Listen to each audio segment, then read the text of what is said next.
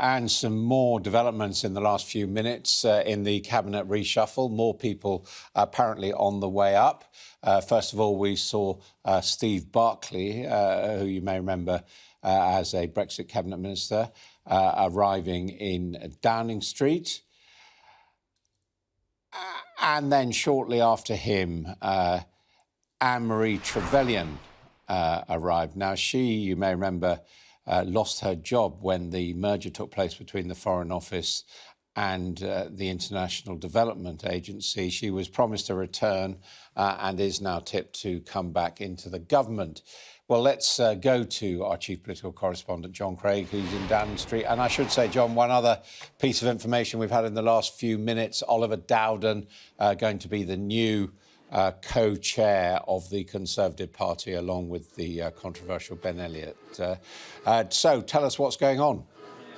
Well, I can tell you that Mr Dowden looked pretty pleased to be party chairman. As we were discussing a few moments ago, he's a former Tory HQ staffer. He was deputy chief of staff when David Cameron was party leader.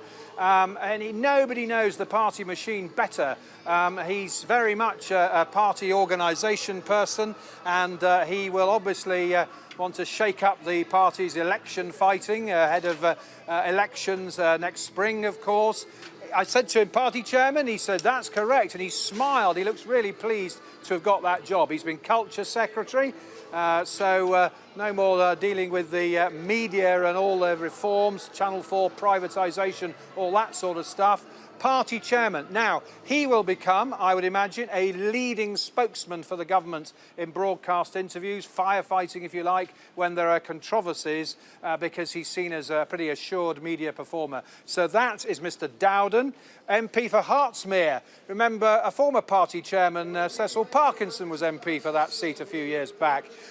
Also, confirmation that Mark Spencer, the big burly ruddy-faced farmer who is the Conservatives' chief whip, he is staying in that job. Now, there had been speculation that he might replace George Eustice as DEFRA secretary, but for now, Mr Eustice survives. We haven't seen or heard from him today. Mark Spencer, who's had some tough times as chief whip, especially when there was no majority for the Tories. Well, that was before his time, but actually also since the Prime Minister, Boris Johnson, became Prime Minister, there have been some pretty tough battles, even with the 80-seat majority, because, of course, on COVID legislation and so on, big rebellions by the Tory old guard. Mark Spencer stays as Chief Whip. As you said, Anne-Marie Trevelyan is in there. Genuinely didn't seem to know what she was going to be offered. Steve Barclay, who has current job as Treasury Chief Secretary.